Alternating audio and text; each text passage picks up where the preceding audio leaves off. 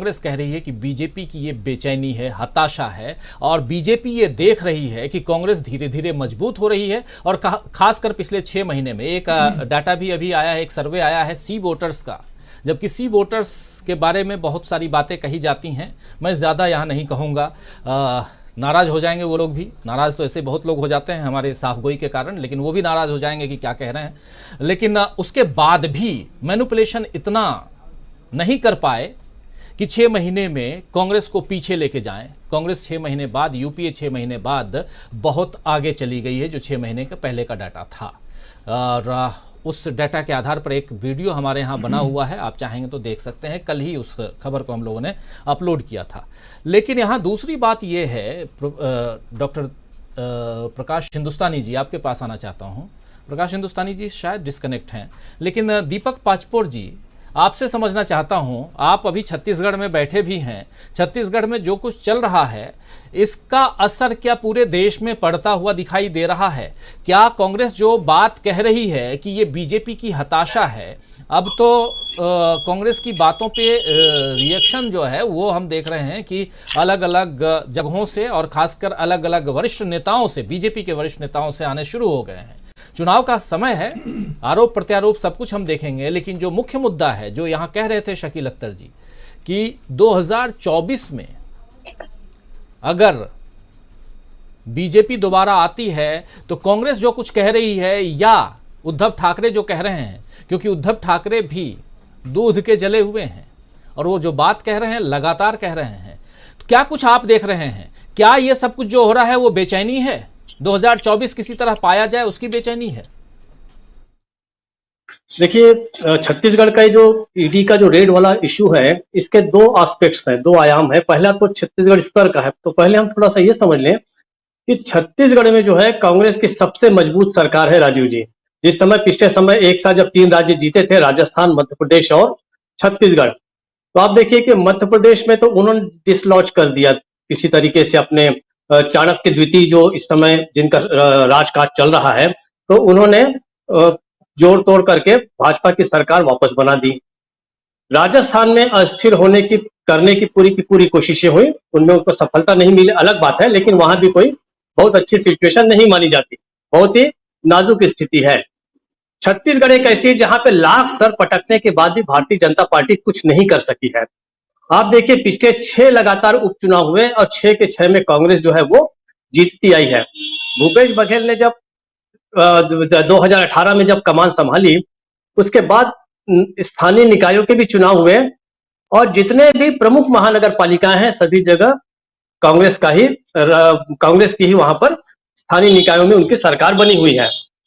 छत्तीसगढ़ को डिसलॉन्च करना या छत्तीसगढ़ की सरकार को डावाडोल करना सबसे बड़ी चुनौती भारतीय जनता पार्टी के है, जिसमें सारे के सारे अब तक नाकाम रहे। कि उसका कारण यह है कि भूपेश बघेल ने बहुत ही जमीनी स्तर पर काम किया है। जिस तरीके से गांव में उन्होंने कृषि की स्थिति सुधारी, एमएसपी ठीक किया, कर्ज माफी की, किसानों को न्याय योजनाएं चलाई, वनोपज किए, गौठान के नाम से वहां पे गाय का प्रबंधन किया, तो इसके कारण जो है ग्रास रूट पे भी उनका काम है। तो ये अब दूसरी बात यह है कि छत्तीसगढ़ में आप याद कीजिए कि 2018 के पहले 15 साल तक कांग्रेस ने वहां संघर्ष किया था रमन सिंह सरकार के खिलाफ। और जैसे 2018 के पहले एक बड़ी घटना हुई थी 2017 में, बिलासपुर का जो कांग्रेस कार्यालय था उसको बुरी तरीके से पुलिस वालों ने अंदर जाकर कांग्रेसियों को बाहर निकाल कर पीटा था। ये बड़ा टर्निंग पॉइंट हुआ था कांग्रेस के लिए और कांग्रेस ने तय किया था कि अब तब तक हम लोग शांत नहीं रहेंगे जब तक कि हम इस सरकार को हटा नहीं देंगे। लगता है कि भारतीय जनता पार्टी ने उससे कोई बहुत ज्यादा सबक नहीं सीखा। ठीक है, हर जगह कांग्रेस से संघर्ष करती रही, लेकिन जो कांग्रेस की मजबूती छत्तीसगढ़ में है वो ज्यादातर कहीं अन्य राज्यों में नहीं दिखती। इसलिए भारतीय जनता पार्टी की इसको हटाया जाए। दूसरा, अगर कांग्रेस की सरकार छत्तीसगढ़ में अगर डावाडोल कर दी जाती है, अस्थिर कर दी जाती है या चुनाव में भी हरा दी जाती है, तो समझिए कि एक तरह से ये सब कुछ चले जाने जैसा होगा। क्योंकि इतना काम करने के बाद और इतनी मजबूत सरकार को अगर हरा दिया जाता है, तो आप समझिए कि लोकतंत्र में लोगों की आस्था जो है वो खत्म हो जाएगी। मैं कोई कांग्रेस की तरफदारी नहीं कर रहा हूं, मैं इसलिए कर रहा हूं कि उसने जन सरोकार के सारे इश्यूज को बहुत अच्छा डील किया है, उसको एड्रेस किया है। और छत्तीसगढ़ ऐसा राज्य है जिसे न्यूनतम बेरोजगारी वाला राज्य घोषित किया गया है और वो ये केंद्र सरकार के आंकड़े हैं, ये कोई छत्तीसगढ़ के अपने आंकड़े नहीं है। तो इस स्थिति में देखें तो निश्चित रूप से अगर कांग्रेस की सरकार को गिराने की कोशिश होती है। दूसरा, ये कहा जा रहा है कि ईडी जो है वो पहले कर सकती थी, बाद में कर सकती थी, नहीं है। भारतीय जनता पार्टी के लिए सबसे उपयुक्त यह इसलिए है कि वो चाहती है कि महाधिवेशन जो है इसका मजा किरकिरा ना होए, वो अलग बात है, लोगों में आतंक फैल जाए, इसलिए उसने ये अब पिछले काफी समय से चल रहा है ये ईडी के छापे जो है ये अभी जो एकदम प्रकाश में इसलिए आए क्योंकि महाधिवेशन भी नजदीक होने के कारण कई लोगों ने इस इशू को उठाया, लेकिन पिछले करीब साल भर से ये चल रहा है। इनकम टैक्स की रेट्स भी हुई है यहाँ पे, सही है गलत है मैं उसके ऊपर कुछ नहीं कहूंगा, लेकिन ये बात जरूर है कि अभी तक बहुत कम उसमें आरोप पत्र जो है वो दाखिल ठीक ठाक हुए हैं। और यहां तक कि एक व्यक्ति ने तो ये भी कहा कि ईडी ने मुझसे मेरे साथ 3rd डिग्री टॉर्चर किया, मुझे सोने नहीं दिया और अनेक पन्नों को मुझसे हस्ताक्षर कराए गए, मैं नहीं जानता कि उसमें क्या लिखा था। ईडी को ये नहीं देखना चाहिए कि सरकार किसकी है, ईडी को ये देखना चाहिए कि आप एक स्वतंत्र संस्था है और आपको लंबे समय तक देश की सेवा करनी है। आपके प्रति अगर लोगों का विश्वास खत्म होता है तो ये अधिकारी आएंगे चले जाएंगे, राजनेता आएंगे चले जाएंगे, सरकारें आएंगी चले जाएंगी, लेकिन जिस जनता के लिए आप बने हैं उस जनता की आप ठीक से निष्पक्षता से जांच कर रहे हैं या नहीं कर रहे हैं, ये इंश्योर करने का ईडी का काम है। अब ये ईडी के पाले में गेंद है कि वो बताए कि उसके जो छापे थे वो बिल्कुल सही थे और सही लोगों पर मारे गए थे, ये उसका काम है। दूसरी बात, क्या इसका असर होगा? इसका असर बिल्कुल होगा, इसलिए होगा कि इस समय जो मीडिया जो काम कर रहा था, एक समय में जिस आक्रामकता से भारतीय जनता पार्टी का आईटी सेल काम करता था, उसी साफगोई से और आक्रामकता के साथ आज जो है वो कांग्रेस काम कर रही है। उसने अपना पूरा का पूरा मीडिया तंत्र बड़ा सुधारा है, निश्चित रूप से वो बहुत ही प्रभावशाली हो रहा है, लोगों तक ये मैसेज जा रहा है। अब देखिए, सामान्य व्यक्ति के लिए केवल इतनी खबर है कि ईडी ने छापा मारा, ये एक सामान्य व्यक्ति की खबर, सामान्य व्यक्ति का निष्कर्ष है, लेकिन एक समझदार आदमी जानता है कि ईडी ने छापे क्यों मारे हैं। तो आप अगर बीजेपी समझती है कि क्या इसके कारण वो कांग्रेस को दबा देगी या कांग्रेस को बदनाम कर देगी या उसकी छवि को खराब कर सकेगी, तो अब शायद ऐसा नहीं है।